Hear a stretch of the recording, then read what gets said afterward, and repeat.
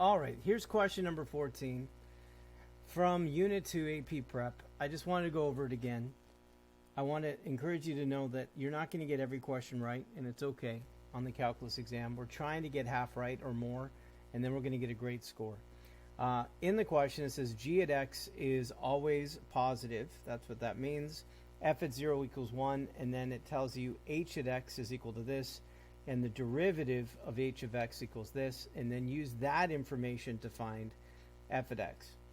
So the first thing I actually did was cross out a bad answer. So if this is true, then if f at 0 equals 1, then d must be wrong. So D says the answer is 0. Well, f at cannot equal 0 because f at 1 is equal to 0. So f at 0 is equal to 1. So in this situation, f at 0 would equal 0, which is not true at all. So D must be wrong because it doesn't match. So we got that one out of the way. E to the x actually could work because e to the 0 equals 1. And e could work, which is just 1. All right, what's the next thing that I did? Was I took the derivative using the product rule. So the derivative using the product rule is the first times the derivative of the second times the second times the derivative of the first, the product rule. You're told that the derivative,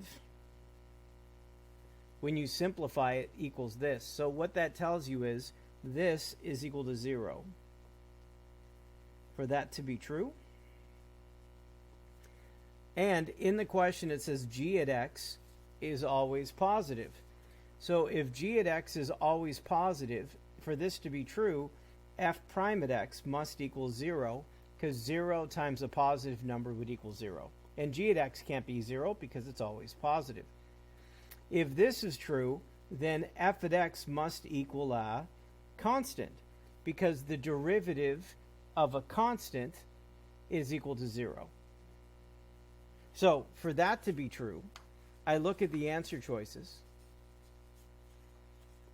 and therefore C must be wrong because C is not a constant. The derivative of e to the x is still e to the x.